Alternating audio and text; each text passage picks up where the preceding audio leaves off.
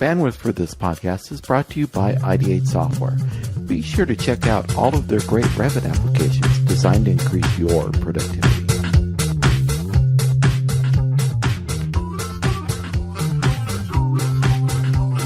All right, here we are. We made it. We're alive. Carl's here. Hi, I'm Carl. here. So we have Jarod Schultz with us today. How are you, Jarod? Good, buddy. How you been? Super busy, but that's always a good thing. I'd rather be super busy than twiddling my thumbs. Yeah, I'd rather be super busy than looking for work. Exactly. True story. All right, so I think you need to define yourself. But yeah, I've been in the partner channel for almost 30 years. Early in my career, I did precast, pre-stressed concrete. And that's kind of where I got started, was developing software actually for the precast, pre-stress industry. Really? So that's kind of back in the AutoCAD days when AutoCAD was the thing. Back when men were men and digitizers meant something. Digitizer, 16-button puck. That's right. I didn't have I was a 4-button puck man myself. Yeah. Pin pliers that turned into razors and cut up your paper. Yes. And and you'd have to turn the pins upside down overnight or they would clog.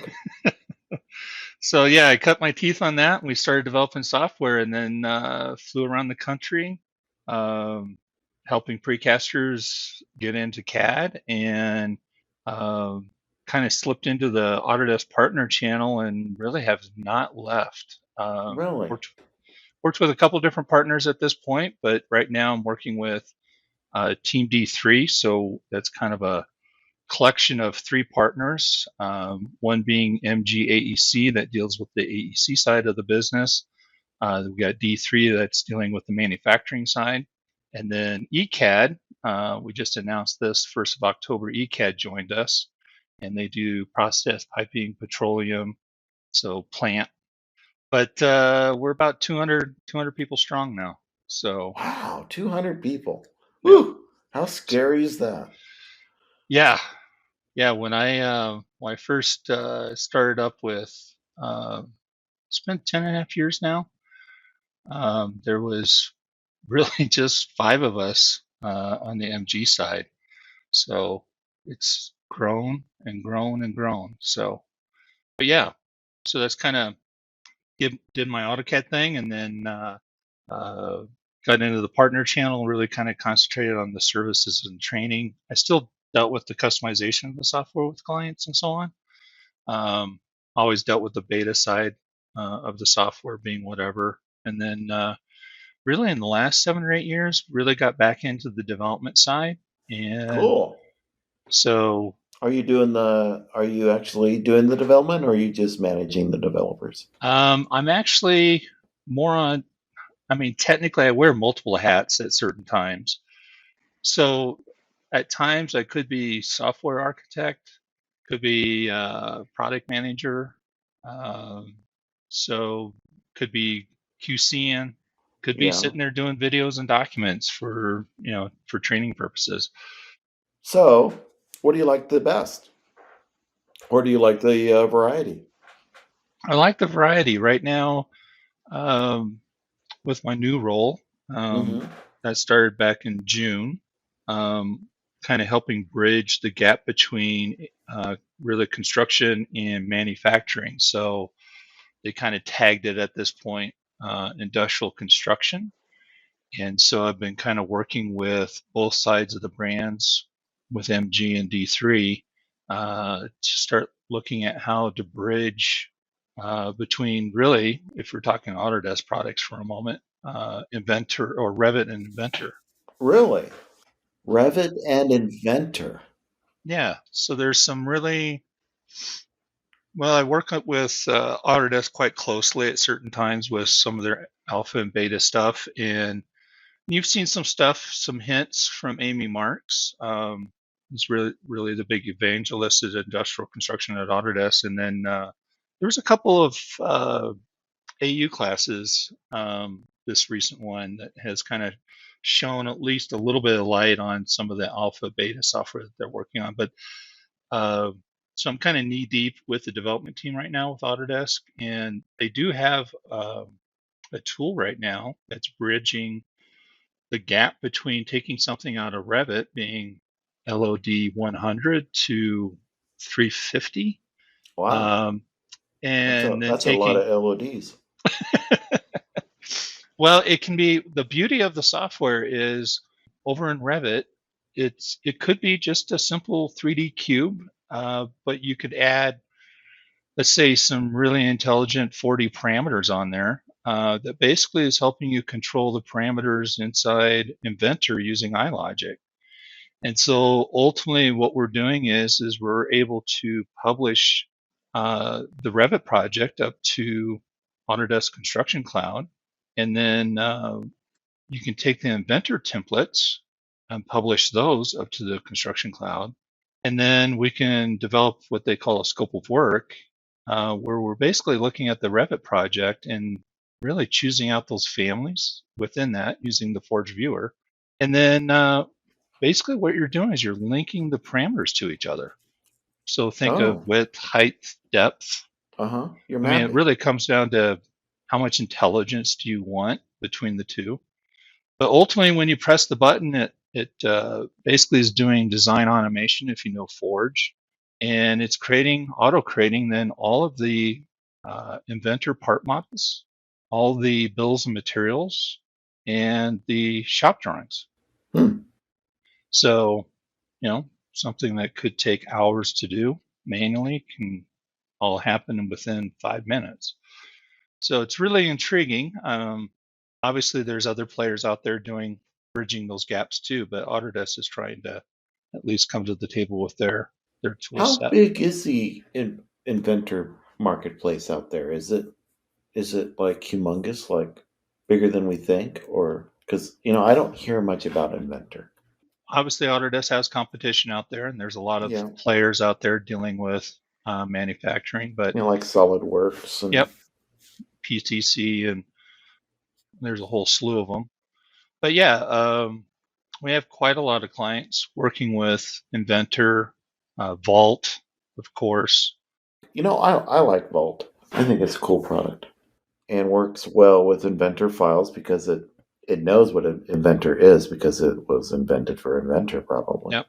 Well, and then you got Fusion 360 coming up, Yeah, tell right me. behind it. It seems I'm hearing a lot of buzz about Fusion 360 in the maker community. I'm not hearing much buzz in the manufacturing community about.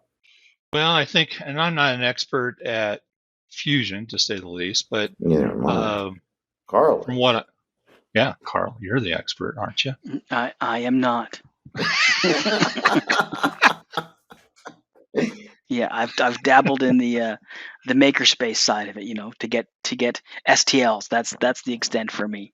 You've dabbled in the fine arts of fusion.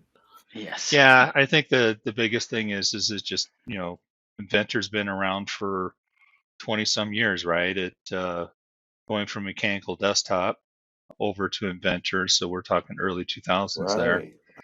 And yeah, bringing back the Wayback brain cells there. Yeah. Hurts. Yeah. And so, I mean, Fusion, has been around 3 years, 4 years now? Yeah, it's Obviously, the new kid feature on the set, block. yeah, they can only add so many features per year and so on. But so I think that's really at this point holding some of what's back is just the feature set just doesn't completely match with what you can do with Inventor. It seems like the more mature the product gets, the less features they introduce every year. We talking about Revit again? Any of the great softwares. Yeah. The more mature it gets, the least features. But the features they do introduce are big. It seems to me like they're big. Like they added generative design Yep. to Revit. Now, it's a big feature, but who's using it? And is it just something they slapped in there? I don't know. I have to ask Carlin. But it's there.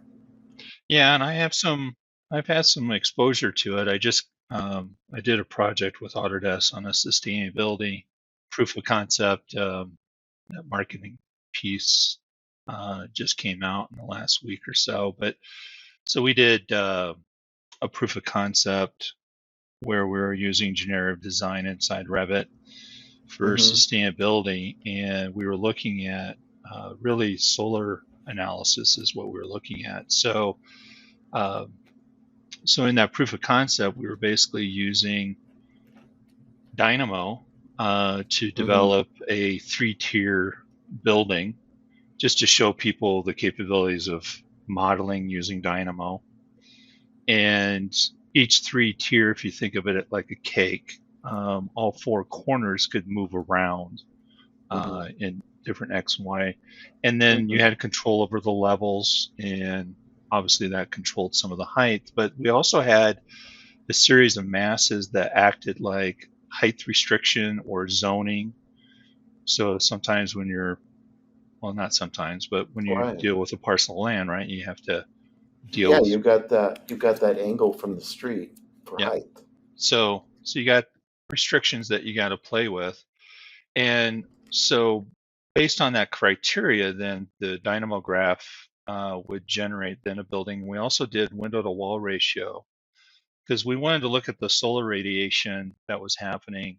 There was a couple of goals. We were looking at solar radiation based on the building along with the site. We were also trying to look at maximizing the solar exposure on the floors, the roofs.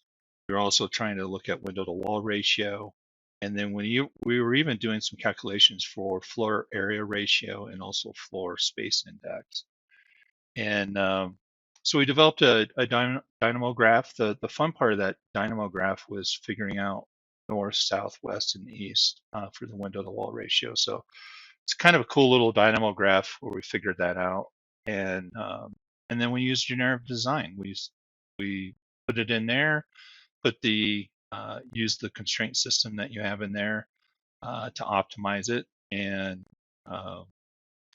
the interesting thing about that was initially we were letting it move around all 4 corners on all 3 tiers, and the shapes that it came up with were very unconstructable. So that was, that's something that sometimes you hear about GD and how it's overtaking the human piece to it. And I question that at times, because ultimately it's the human that has to look at what the outcomes were and say to them, does that really work or not work? Does that really fit with the outcomes that we're trying to look for?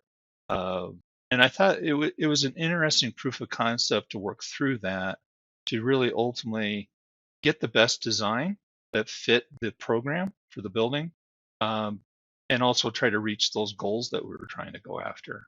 And we learned a few things, that we can't have all 4 corners moved around. So we actually had to go back in and constrain 2 of the corners. And once we did that, we reran it and got multiple outcomes out of it. We were actually able to look at a building that was constructible and was high performing. So yeah, it was a pretty cool little project. That's cool. Some of the things that are dawning on me now with generative design and Dynamo and things like that. In my younger days, it would be, I need to learn that, and I need to get it done, and I need to do it. I need to learn Dynamo, then I need to learn generative design, and then I'm going to do all this work. But now, it's like, as I get older and wiser, it's like, why do I need to learn Dynamo when there's already people that know it?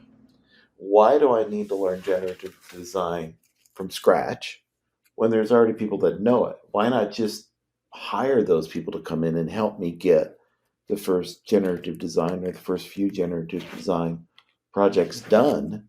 Then I can learn more about it, and then I can decide, do I want to do that, or do I want to continue to outsource it? Or do we have someone else in the company come up to do that kind of a thing?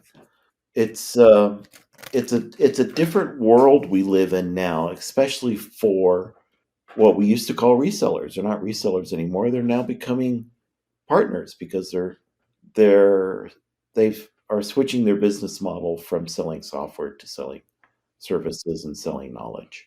Yeah, and that's you hit it on the nail. I think that's one of the reasons why we have been doing as well as we have been, because we have clients that have been with us and partnering with us on our consulting, being either BIM or CAD, for years. And we have contracts with these clients that are monthly. So we're really working with them almost every week, just going through their priority list of, things that are causing heartburn, or I'm sure, Bill, you can understand this, things that you just can't get to, you want to get to, Right. but other things get in the way. And so that's, I think, initially there was a lot of pushback when we were starting to talk with some of our really close clients about how we can come on board with them and be a true partner and help them every month, every week, every day, tackle their priority list. And it was just this thought process that I really basically learned back in the early mid 2000s, was this thing called Kaizen. It's really from Toyota, and it's just continuous improvement. And so I kind of live by that, and I kind of try to bring that to clients that, hey, what's causing your heartburn? What's broken? What's not being done to the level that you want it to get done? And so we just put that priority list together and we just start tackling it. And so, every month parts and pieces get done, and then, a year goes by, and all of a sudden, man, a lot of that stuff that's on the priority list is now gone. And of course, new things have been replaced or added onto it. So Yeah, and that's a but good thing it because is a good thing. That's taking technology and using it. they would have never gotten to those new things as fast as if they didn't hire a knowledgeable person to do that. And in the old days, you would say, okay, find the guy that knows generative design and hiring. Yeah. As an employee, and I don't think that's I don't think that's the right way to go when you're first starting out anymore. I think the right way to go is to hire a consultant that knows generative design, or as an example, Yep. and have them show you how to do it, and then you can either bring on somebody and go further or not. Because what happens is you get someone in to do generative design in your company, and they become very good at generative design, but their knowledge peaks, and because they're doing jobs, they're doing projects in and out. Yeah. Whereas hiring a consultant every now and then to come in, they have experienced different ways of doing things, and they've experienced different technologies, and they're constantly advancing, and they're constantly learning new and better ways to do things, because they have to, because the clients are making them do that. Yep. They're not comfortable in their little spot in the world and doing their little thing. They have to constantly Yep. evolve. And that's the cool part about working for that kind of company. Yep. Is you're constantly evolving, and it's difficult. That's why turnover is high too. Well, and that's, technology. Just think about how much technology is surrounding us these days. Mm-hmm. It's a little overwhelming and a little imitating that it's, there's just so much. And sometimes, where do we even start? How do we even go about tackling some of this stuff? And that's something too, this industrial construction thing, where we're trying to streamline this whole process of taking something out of Revit and taking it into manufacturing. And if I'm talking a contractor, that means, being their shop floor, and just that automation process, right? And that's radically different to anything that they're doing right now. And that's, I have to give kudos to Amy Marks on this, of, contractors having to think like, productization. it's not just keep, a lot of contractors just keep constantly thinking about their one project, the project that's in front of them. But there's common things that happen from one project to the next project, and that's where they got to start thinking about, well, how do I make that a repeatable play? That's where the manufacturing piece comes into play, right? Mm-hmm. So yeah, I mean, it's very interesting times right now. You've brought up GD. In some aspects, we're still in the infancy of where we can be, right? And Right. I hate to always Star Wars, man. I just look at the Death Star, right? It's like building such a thing. Can you imagine? Yeah, we got a bunch of PDFs. What? Mm-hmm. I wonder how many times a general contractor on the Death Star got choked to death. How many they went through? These are the wrong PDFs. These are the wrong PDFs. These are not the PDFs you're looking for. These are these are the ones that were released last week. Oh man, yeah. So aside from the Death Star, it's always good to take a little Star Wars dive from here and then. The conversation that you and Bill have been having, Jared, brings a couple things to mind. So the first is a few weeks ago, maybe a little longer, we had Scott Chatterton on here, and we were talking about sort of the new way of BIM consulting, and he sort of said, on-demand consulting is kind of what is in these days, sort of like you saying, a bank of hours, and use it as you will. And I think to tie into that, Bill's absolutely right that the idea of try before you buy when it comes to new technology, and I'm not talking about the car or the VR headset, but the idea of someone that knows how to code or someone that knows how to do generative design or whatever it is. Because if you're trying to learn that on your own and you're also the BIM manager and you're also doing production work, you're going to get very frustrated because you don't have time to focus and to really get into it. And so that time to focus is key. So having someone come in from outside that has that or has that experience, it helps, which nicely leads all the way back to something we originally talked about, Jared, was the idea of giving time to focus and having sort of an in-house or a dedicated R&D type of facility or branch to a company. I know that was once upon a time one of your roles, doing something like that. What can you speak to about having dedicated R&D in-house? And B, is that a branch or an area that you guys do as well where you can do that for companies on demand, not just doing their BIM execution plan or their model, but you can actually test stuff for them in the R&D branch? Yeah, I mean, that's exactly. There's aspects of the software where, let's do a proof of concept. Let's look and see how we can go about taking maybe this existing project, but look at a different way of doing it. Now, that could be a workflow process change, but that could also be how can we automate this process? So, internally, we have a development team, and we actually have two pieces of software that deals with automation. One's called Forge Flow. Obviously, it works on Autodesk Forge. And then we have another tool called Ruler, which is like a configurator, which, you push a bunch of buttons through a GUI interface, and it literally pops out all the models and documentation and whatever else you want.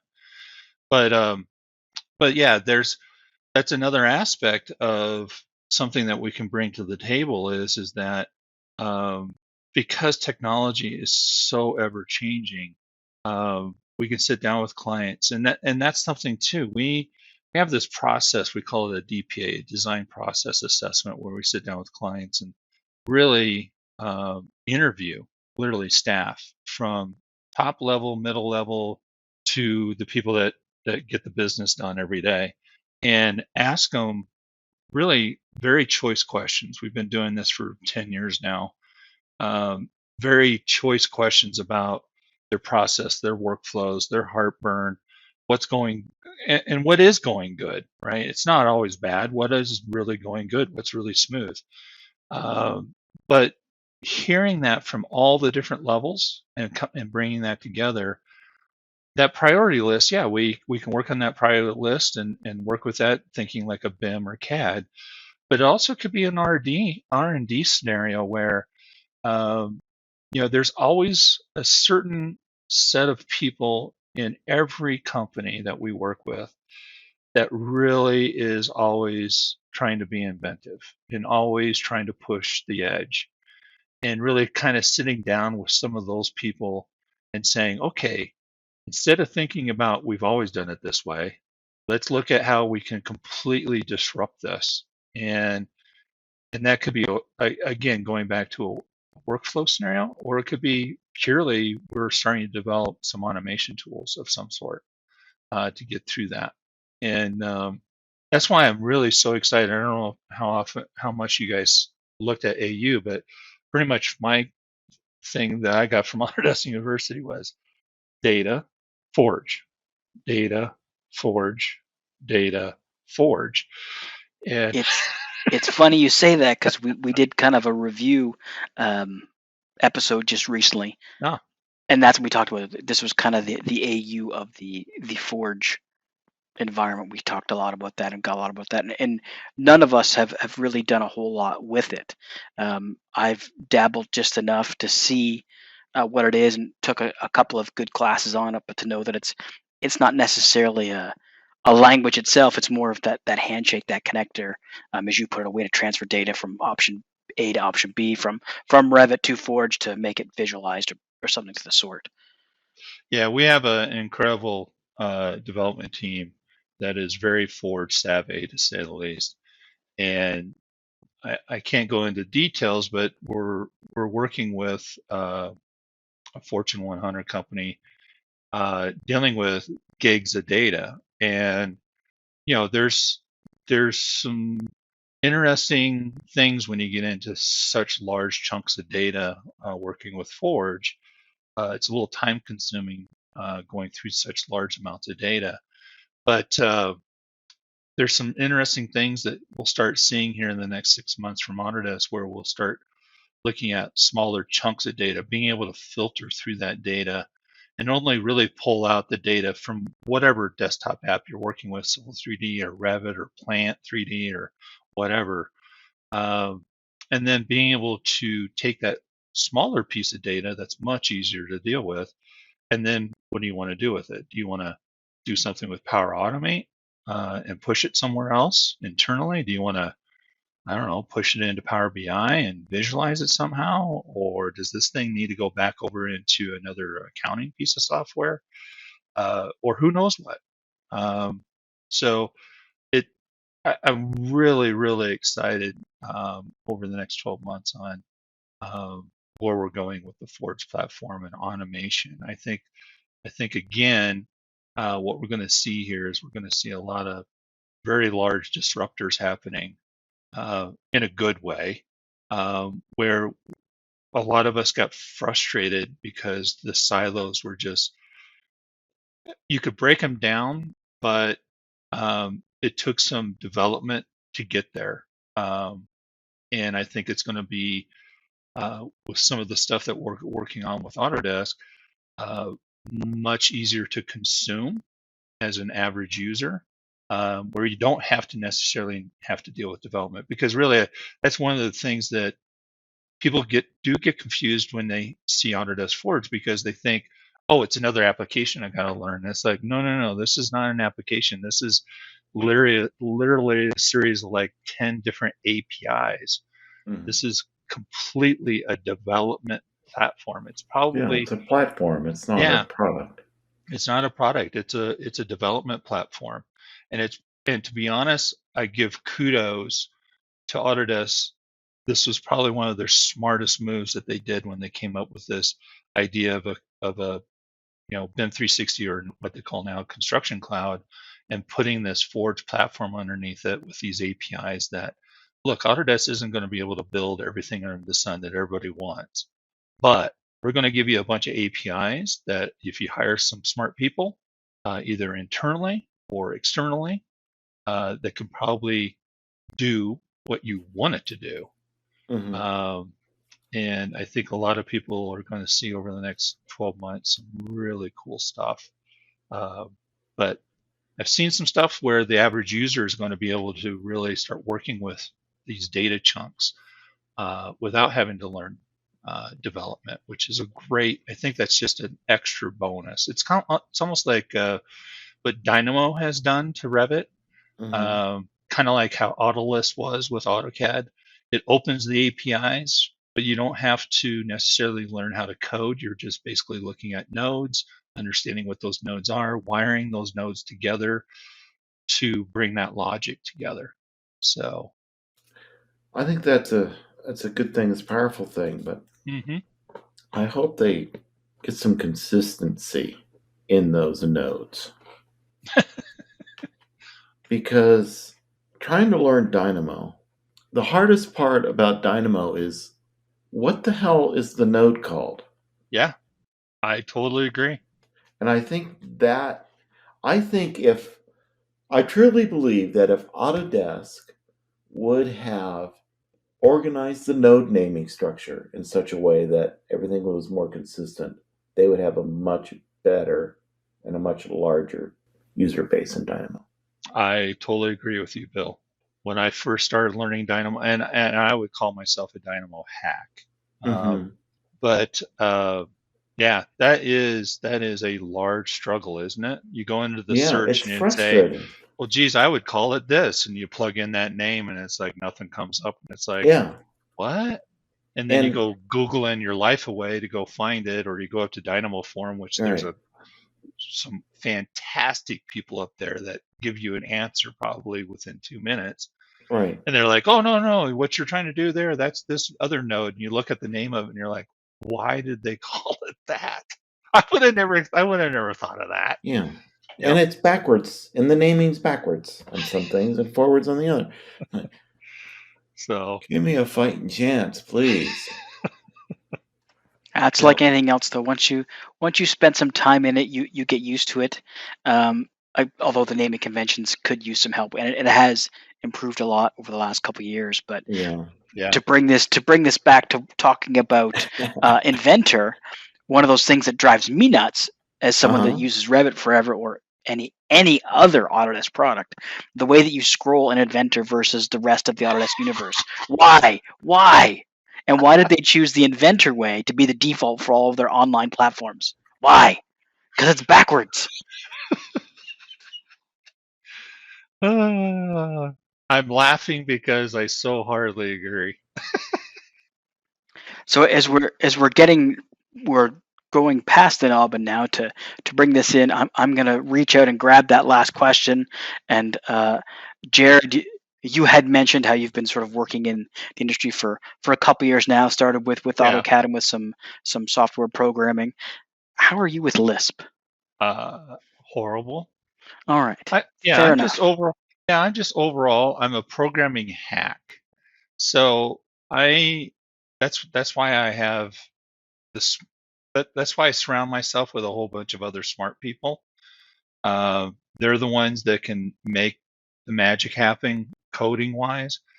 I know enough to understand the logic, and typically I know enough about what's going on with the API to, when I sit down with a client and they have this dream, I can start instantly formulating like, yeah, we can pull that off. Yes, we can do that. We can't really do it that way, but we could go off and maybe do this. And then when I sit down with the development team and kind of wireframe it out and look at the programmers and go, am I going down the right road? I usually get a yes, like, yes, yeah, you're right. And then they'll bring something else to the table like, yeah, but we can do that way. You don't have to go it that way. So yeah, I'm a programming hack.